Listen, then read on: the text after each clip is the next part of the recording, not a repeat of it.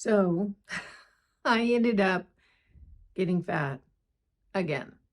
Now, before you click off, stick with me here. You guys know I would not say a dumb, stupid labeling thing like I got fat unless I had a point. And I do. I have a point. So stick with me. When I was in my late 50s, I lived up at Lake Tahoe, and gosh, I was so active. I was kayaking every day, hiking, biking, just always up to something, doing something. And this is what I look like in my late 50s. And I'd had a couple of kids. So, I was feeling pretty fit and pretty healthy. Fast forward to when I was living in South Carolina, I'm telling you what, you guys, I hit the wall. It was like enough is enough. I felt like I was just so out of shape and overweight, and I didn't have any energy, and I just wasn't feeling good. In my defense, a lot had happened in my life. I'd gone through a really, really tough time, and crawling out of it was a full-time job. So by the time I got to South Carolina, I was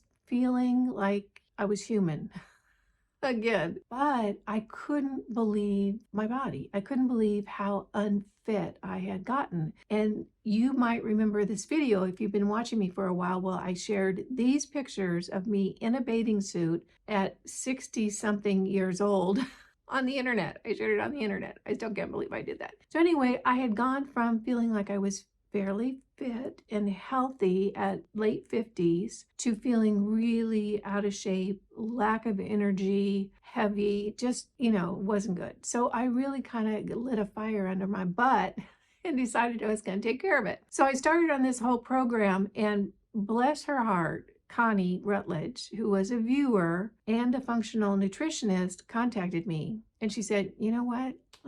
You might be doing a few things that aren't helping your fitness journey. And she really walked me through a lot of truths. Some of them were hard truths, some of them were handy truths, but most of them are truths that I still live by today. I think all of them are.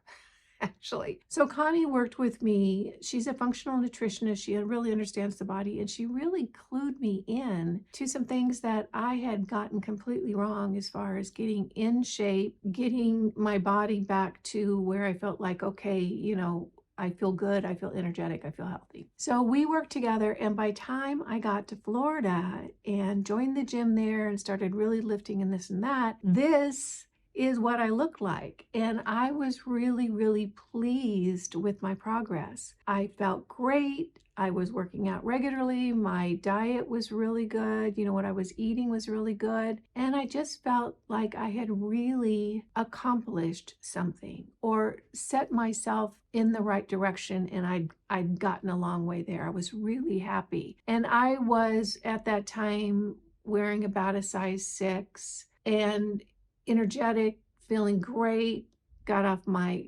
thyroid meds, which I was only on for about this much. That was the only medication I've ever taken like regularly, and I lasted maybe 5 or 6 months. And Connie worked with me, and I was able to get off my meds. I don't take any meds today, nothing, no pharmaceuticals today, nothing. I don't even have Advil in my house. I just don't. So I got to Florida, was feeling great, going to the gym, having a great time. And then you guys might remember this if you've been following me for a while. I took Lucy out for that walk that one day where there was fog in the air. And Lucy and I both got really, really sick. Lucy was flat out on the floor for almost 3 days. I'm telling you, she didn't move. I was doing dead dog checks. I mean, she was just flat out. And it hit me, and oh my gosh, it hit me hard. Lucy was better in about 4 or 5 days. I was sick for over a month. And when I say sick, I am telling you what, I was just so sick, and I never get sick. And it was a weird illness in that I would go through one stage and that would kind of get better, and then something else would slam me, and then I'd start feeling a little better and maybe feel like I could go out and run errands or do something, and then something else would slam me. I was really, really in bad shape for over a month, and I had people working with me. Good, thank heavens I have such smart friends that are really holistically focused. They were throwing suggestions at me right and left, and I had a medical intuitive, my friend Candia. She was helping me. Everybody was helping me. And bless their hearts, all of them. I feel so fortunate to have such a good group of people that were helping me out. So I eventually got better. But what happened after I got better is I didn't get back into my routine. First of all, I didn't want to start working out after I'd been sick because I didn't want to stress my body. I just wanted to take it really easy on my body. And 1 month turned into 2 months, turned into blah, blah, blah, blah, blah, blah, blah, all the excuses in the world. So then I ended up leaving Florida, not having worked out in a while, still eating pretty healthy. Got to Oregon, never really started up working out regularly again. I did do a little bit of paddling. I did do a little, walking around the neighborhood and stuff, but never really got into a regular routine at the gym. And my eating wasn't as great as it had been in Florida. I wasn't in Oregon very long, maybe 7 months, and moved again. And the buildup of moving once from Florida to Oregon and having to, pack everything up again in Oregon and all the moving. What I did is I just made the decision to be kind to myself, just to make it easy, because I had so much stress in my life just with the moving and then all the stress that's going on the planet. I just said, Kimberly, if you need to eat out at restaurants, you're going to eat out at restaurants. You're just going to take care of yourself in the easiest way possible. So I was eating out in restaurants a lot. I wasn't cooking at home because I was so busy trying to sell furniture and pack things up and blah, blah, blah, blah, blah. Long story short, there was a long period of time where I wasn't doing the things that I know I need to do to keep my body free of inflammation, fit, so I feel energetic, so I feel, good in my body. Now, one thing I do want to say is I am not by nature or by genetics a naturally thin person. And you know what I look like? I look like all the other women in my family. My aunts, my mother, my cousin, we all look the same. And I say we're built for comfort, not speed. And all of us, unless we're working out very, very committedly, regularly, and watching our diet totally, we'll get, to more of a full-figured woman, not necessarily heavy, but not a thin female frame. So I pretty much look like everybody in my family. Because my daughters got better genetics than I did, so they're luckier. Anywho, so I finally got here to my new place in Northern California where, Lord willing, I'm going to stay for a while or maybe for good. And I thought, okay, now that everything's unpacked and I'm all settled and time to start taking a look at your fitness level and getting that together. So I joined a gym, and this is where it gets interesting, you guys. The other part was probably boring, but it gets better. So I joined this gym, and it's such a nice gym. They're so wonderful. It's just a friendly, wonderful place. It's family owned, and it's very affordable. It's near my house. So I did that whole intake thing they do when you join a gym where they want you, to meet with a trainer and talk about your fitness goals and blah, blah, blah. Well, one of the things that they did at this particular gym was a body scan. And if you've joined gyms recently, you may have done a body scan. It's becoming very common in a lot of the nicer gyms. So what you do is you get on this little machine and you're barefoot, and it reads from the bottom of your foot all the way up to the top of your head, and you hold onto these little handles. So what it does is it reads your body composition, your lean muscle mass, your fat mass, your hydration, the whole thing. So she does a body scan on me. And I still can't believe this. And she says, okay. And she's reading it off to me. And she says to me, well, you have 37 pounds of excess fat to lose. I'm like, what? 37? What? I was so shocked. I could say maybe 15 or maybe 20. I'm still wearing the same clothes or the same size pants and jeans, the whole thing that I was wearing in Florida. Now, granted, they're a little bit tighter. They're not quite as loose, but it's the same size. So I thought, okay, maybe 10, 15 pounds I put on, maybe 20, outside 20. She says 37 pounds. And I'm thinking, that's like a limb. Right there. So that was really kind of an eye-opening experience for me. I was still, I'm I'm still shocked, actually.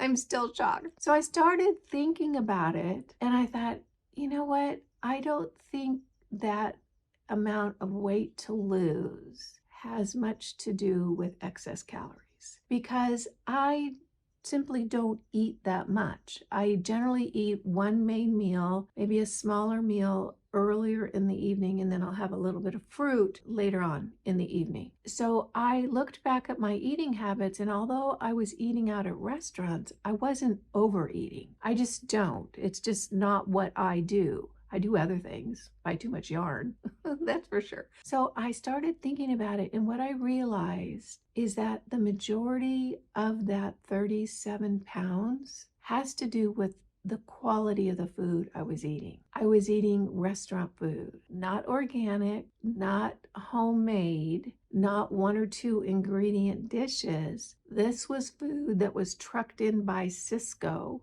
usually, and filled with chemicals and preservatives and all kinds of pesticides and blah, blah, blah, on and on we go. So the reason I wanted to bring this up is because I think, isn't it interesting that it's not as though I was sitting around on the couch eating Doritos out of a baggie watching Wheel of Fortune. I was doing stuff, and I don't eat that kind of food anyway. When I go out to eat, 99 times out of 100, I'm going to get a burger because that's my favorite food, a burger. So what I'm looking at is bread with probably way too many ingredients, meat, I don't know how that was raised, maybe it has a lot of hormones, a lot of vaccines in it, just a lot of food that I would not normally eat. My guess, and this is just a guess, this is not a professional opinion, nor do I have any statistics to back it up with, my thoughts are there's probably 15 pounds of real fat from calories, and I think the rest of it is probably inflammation. And what is inflammation? Inflammation is when our body takes in a toxin, and we talked about this last video. This is really about the last video that I put out, the one that says why we're all really fat, because this is hitting home for me now. So when you take in a toxic ingredient, whether it's a pesticide or a chemical or a dye or something in your food that your body can't handle, it recognizes it as a threat. What it does is it encases it in fat to protect you and then throws it on your butt or your stomach, or underneath your arms, wherever. So I believe, or my guess is that most of what I've got going on is just really inflammation. Plus, I went down to the Yucatan with a whole bunch of really wonderful, great, fun women, ate a lot of chips that are cooked in seed oil. It's like, I'm not going to beat myself up when I'm out with friends having a good time. I'm going to just go with the flow. So I ate the chips and this and that, and a lot of things that I don't normally eat. And I know that really created some additional inflammation in my body, because when I got home, my knees were so swollen and so sore. And I know it was from, a lot of the food I was eating. So anywho, the reason I am saying this, and maybe I'm sounding like a broken record at this time, is it is a struggle in the US, particularly, to get really clean, good, healthy food. It just is, unless you're cooking it at home. Most of the food we get out in restaurants, unless they say no seed oils or all grass-fed beef or whatever it is we're looking for, it's going to be food that's pretty filled with preservatives and chemicals. And unfortunately, that's just where we're at right now. Is it ideal? No, I don't think so. I don't want food to be that way. I want clean, healthy food, and I'm sure you do too. So what am I going to do? I am just going to get back on track. I started working out again, and I have given myself a good month to really ease into it. The last thing I want to do at my age, I'm 69, is to burn out or to get injured. So I'm easing into that. And I'm active, I'm kayaking, I'm hiking, Lucy and I are going for hikes. I'm just doing the things that I know I need to do.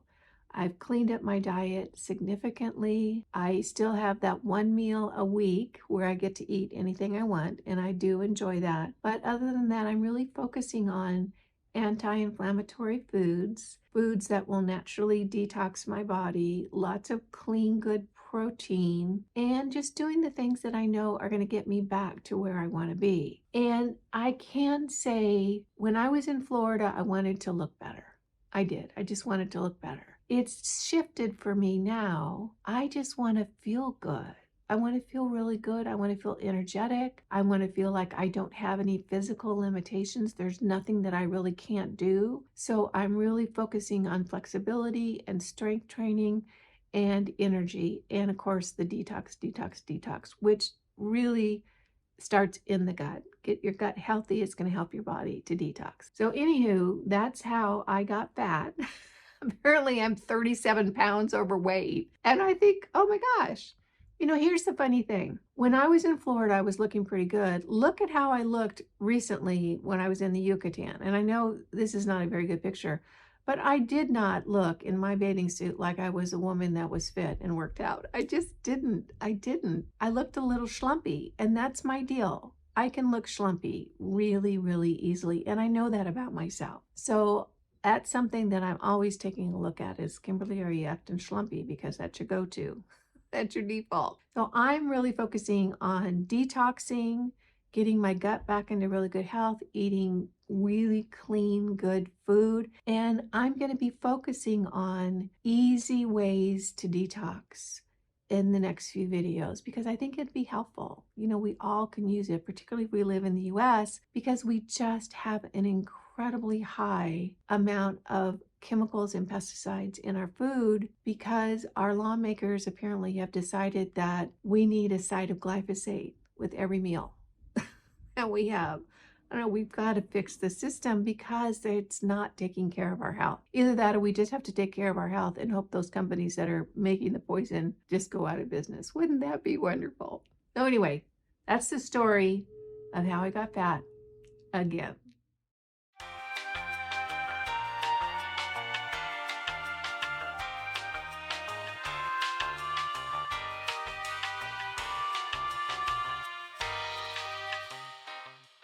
I have been out running errands and I thought I would go ahead and pop into the Restore today and check out the garden center. Look at the pretty blooms on this plant. It's right outside the front door. Anybody know what this is? I think that's really pretty. It has beautiful greenery. And then look at those blooms. Gorgeous. What I'm looking for are some clay pots for my herb garden. I've decided I want to keep them all in pots. I've got a place over on the side of the house that I'm going to put them in. So I'm looking at growing basil and thyme and dill, cilantro, mint, parsley. I've already got the parsley started. So I'm going to be hunting around for a pot or two that I think might fit. So here is my pot haul. They're all different sizes, which is fine because this little area where I'm going to do the herbs is interesting, and I'll show it to you guys. So I'm looking at probably 1, 2, 3, 4, 5, 6, 7 pots, and they range anywhere from $2. This large one here on the bottom, it's clay. That one is $12. And I'm going to put just a wide variety of herbs in it. This one here is printed, has a little design on it, and that's going to be for my basil, and that's going to go up more towards the area I'm going to be hanging out in. So good little haul. I actually looked for a shovel. I've been in here before. No shovels. I really need a shovel. So I'll probably look on Facebook Marketplace for that. So I decided to take a spin around the rest of the store while I was here. Look what I found. Isn't that gorgeous? That is a crackle glaze handmade base. Isn't that beautiful? Little mark on the bottom. Look at the color of that. But I don't know if you guys can see the crackle on it. So pretty. It's only $4. I need it like I need a hole in my head. But you know what? It's coming home with me. Okay, I just found this too. Look at this. Isn't that pretty? It's from Mexico. a decorative plate. Has a little signature on the back, and then you hang it on the wall if you want. Or you could just use it, you know, as a decor item on a shelf. Isn't that pretty? It's only $3. Guess what? I don't need it. I'm getting it.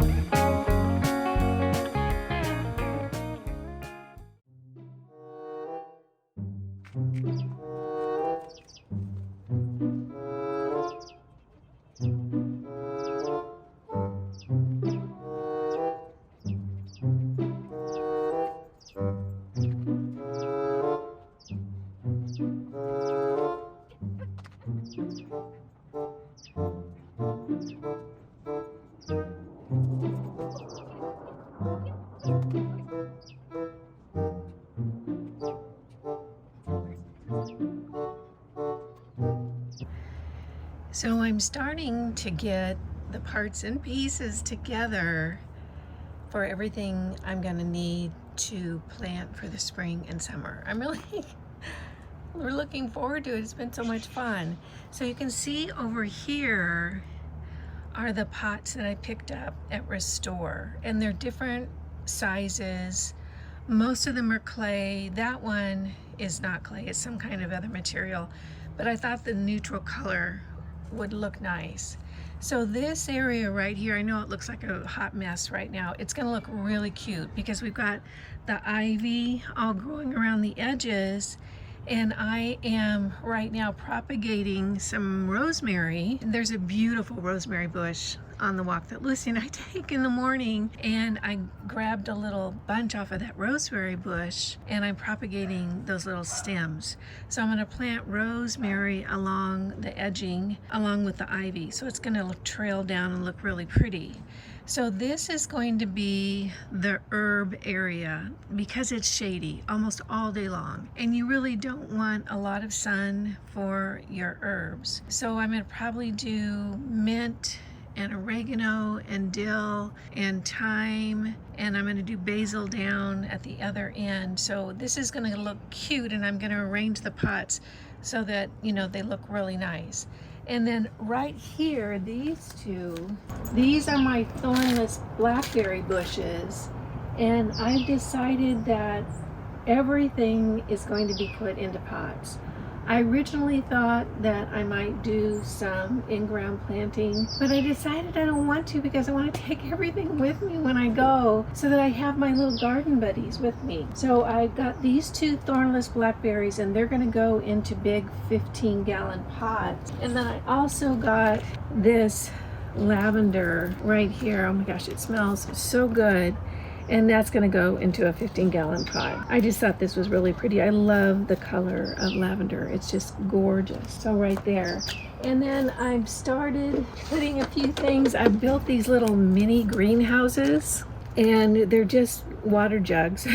And you cut them around the base. So right here, these are zinnias that I'm going to plant along the fence line, and they'll come up in late summer and fall. That's when they'll bloom. And they're just so doggone cute. And then I actually bought a 6-pack of parsley just to get it started, and that's in here. Now this is a great little idea to start early because you can harden off your fruits or vegetables, well, not your fruits, your vegetables or your herbs in these little greenhouses, and you just wet the soil and you keep this on top of it, and you really don't have to do anything because it just forms its own little environment in there. It's been really, really hot here the last few days, unseasonably hot, and so I have added some water just because I don't want the little guys to get thirsty. So these are sitting here.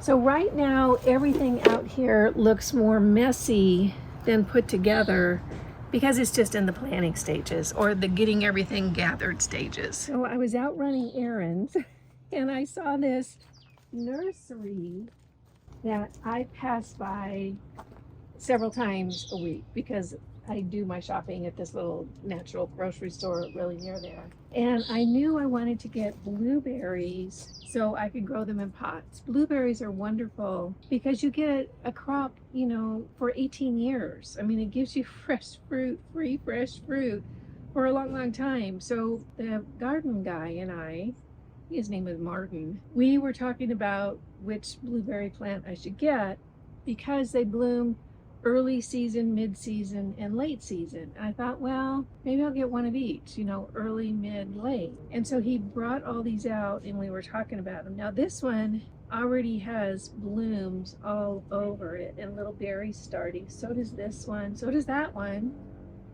and a little bit on that one. So I've already got a ton of blueberries. So he brought all these out and we were talking about them and I said, I'll take them all. And we loaded them up in the car. So this area right here is where I have them, and they're going to go in big 15-gallon pots too. I've actually ordered the soft-sided, the fabric pots with the handles. I had those in Florida. They're really handy. I've used them a lot. So they're going to go in the 15-gallon pots, and I thought they could go here because this is a weird flat section that really doesn't have soil, and it's got a little gravel mixed in. It's just kind of a unusual place, and I thought I could just line the pots up and then I'll have my blueberries. I don't know if there's going to be enough sun, so I'm kind of watching the trajectory of the sun as we get closer to spring. You know, it's still March, and our last frost date here is April 18th. It's about March 20th today. We're like summer weather. It is so warm, and I live in the foothills. It was hot today. So I'm not sure if we're going to go into the season like this or if we're going to have another cold snap. Anywho, I'm not sure if these are going to be able to stay here because of the sunlight. There might not be enough sunlight. So they're either going to get moved down to the patio area where I'm going to have my little sitting area. They'll be fine down there. It'll be nice to have them down there, or over on the other side of the house. So I have 4 blueberry plants, which is probably 3 more than I need. I told my daughter that she can now refer to me as Queen Blueberry. So that's my new title.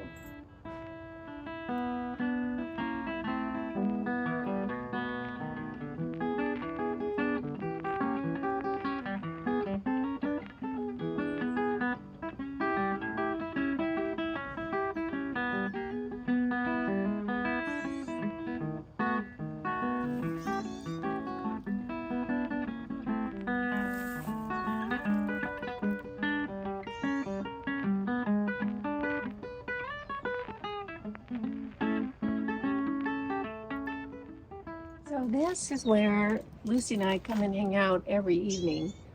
It's been so beautiful, really, really warm, and today the sky is very, very blue.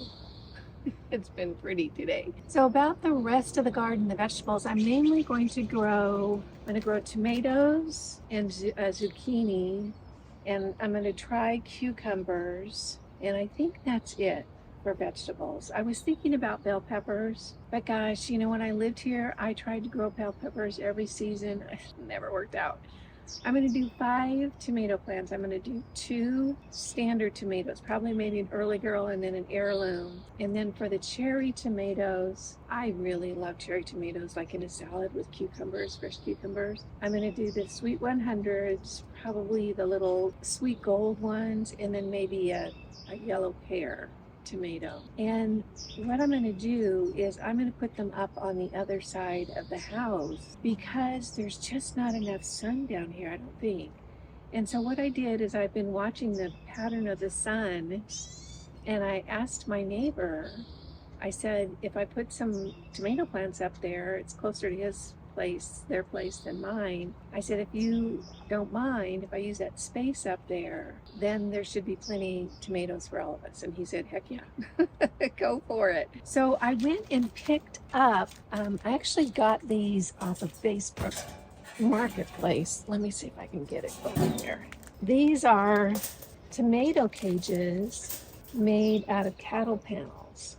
And I could have gotten a cattle paddle and some wire cutters and cut them up myself, but they were only $3 each. So I went ahead and got these for the tomato plants, and I'm going to do the tomato plants in really large 15-gallon fabric pots. And so these will either fit inside the pots or outside the pots, and then the tomatoes would just go up around them. So I picked those up yesterday from Facebook Marketplace. And then for the zucchini, I do want to do a zucchini because, gosh, one plant gives out so much food. I think I'm going to put the zucchini right down here, which is in the middle of kind of the landscaping, but there's nothing in that central area, like there's no central plant there. And that space gets more sun than any place else in ground on this little yard. I think it's going to be enough sun. We'll see. But I thought, wouldn't it be fun because the little, the road is right down there. So I'd walk by and see my zucchini plant and I could pick the zucchini from the street down there. So that's my plan. And you can also see that the grass is really, it's popping up because it's been so warm. So I did buy a weed whacker. It just got here a couple days ago. So I'm going to weed whack probably this weekend and get that all taken care of. And I think then I bought some eye hooks and some twine, and I'm going to build some trellises along the fence line a little further up. Then I'm going to try to grow a cucumber up. And then I was thinking about getting some vining jasmine or something that will vine up the rest of the fence. So it'll just be really pretty and surrounded by beautiful flowers. And then in ground, I'm going to plant a bunch of flowers. Annuals probably. I might also get some perennials that'll come up every year. We'll see about that. Here's the sticky wicket, is that the frost date here again is April 15th, and so none of the nurseries have their flowers yet for the season. They don't, because they didn't expect the weather to be like this. So it's warm, everybody's walking around in shorts and wanting to get going out in the garden. There might be a weird cold snap after this. We'll have to see. So there's no flowers really out in the nurseries yet. I've been to a couple already and nothing yet. So I'm still waiting on that. So that's the garden update. I'm actually really enjoying, the whole planning thing and thinking about where I want to put this and this and this.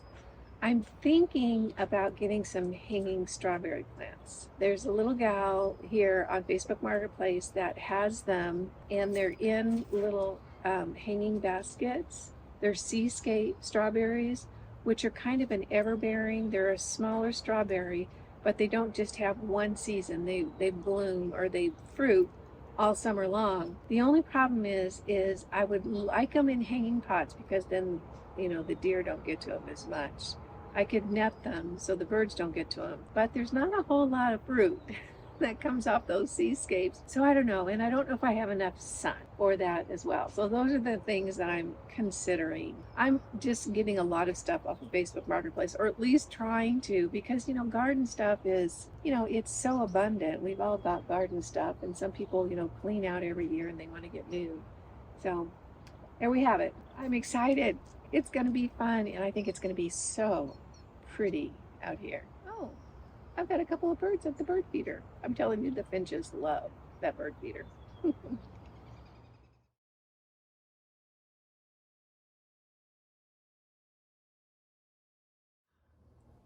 Lucy's looking at me. I wanted to show you guys what a jar of broccoli sprouts looks like when it's all ready to eat. I had talked about this in last week's video, that as far as we know, at least the resources that I've looked into, this is the #1 way to detox glyphosate out of your system. So these are broccoli sprouts, and broccoli sprouts are really high in something called sulforaphane. And sulforaphane is so good for your body. In addition, it's going to help you get that glyphosate out of your system, which is going to make everything so much easier for your stomach. I just make these at home, and you can too. It is so surprisingly simple. It takes about 4 or 5 days. You can get the little kit to grow sprouts right off Amazon. Here, let me show you. And I think this kit comes with 2 jars with the screened lids, and then this little, I don't know, easel to put your jar on. Because what you do is you put the broccoli sprout seeds, about 2 tablespoons, in one of these jars. Then you put some water in there and rinse them really good and pour that water out, and then you put it on like this so that it continues to drain, and then you just rinse them. It says 3 times a day. I never do it 3 times a day. I don't remember. I do it twice a day, like morning and evening. So this is a jar of broccoli sprouts, and the seeds come in a little bag like this. I got these off of Amazon just because I wanted to get them quick to show you guys. It probably would be better to find a microgreen seed company or a company that does microgreen seeds, just because their practices might be a little bit better. I don't know, that's just what I would think. But it's not expensive to do it, and it's certainly not difficult at all. And again, it takes about 5 days. So now that you've got your little sprouts here full of sulforaphane, what do you do with it? Well, you can just eat it out of the jar. They taste a little like broccoli, but a little more peppery than broccoli. What I like to do is I have made what I call a detox salad. So I have got cucumbers and carrots. This is all organic. I found a natural grocer that all their produce is organic, so I don't have to hunt and pack. It's just like all regular clean produce, kind of like my grandma used to make.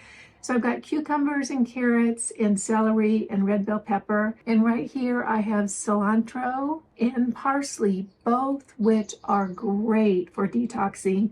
The parsley especially for heavy metals. You know, whatever it is they're spraying up there, it's aluminum, barium, strontium, heavy metals in your system. Some red onion. And then for my dressing, I just put together a little concoction of pressed garlic, Dijon mustard, olive oil, lemon juice, a little bit of honey, and I just stirred it all up. So the garlic in there is another wonderful thing for your system, and the fresh cilantro and parsley are really, really going to help clean out your body. So a really, really easy and affordable way to get that detox going. So I'm going to have my little salad with my broccoli sprouts on top of it, probably about half a cup or maybe 3/4 of a cup of broccoli sprouts in my salad, toss it all up, and then I'm going to eat it with a nice tri-tip. From Family Friendly Farms, which is my local grass-fed, grass-finished, no antibiotics, no hormones, the whole thing, just clean, clean, clean animals that I get locally here. I go to the church on Saturday mornings and pick it, my order up in the parking lot. It's so fun. Anywho, so that's what I've got for you today. You guys, thank you so much for joining me. You know, it just makes my day when you take a few minutes out of your day to spend it with me. I appreciate that, and I appreciate you. Again, I'm Kimberly. This is Pretty Over 50, where we talk everything beauty, fitness, and lifestyle for the over 50 and over 60 woman. Make it a great week, and I'll see you next Sunday. Bye now.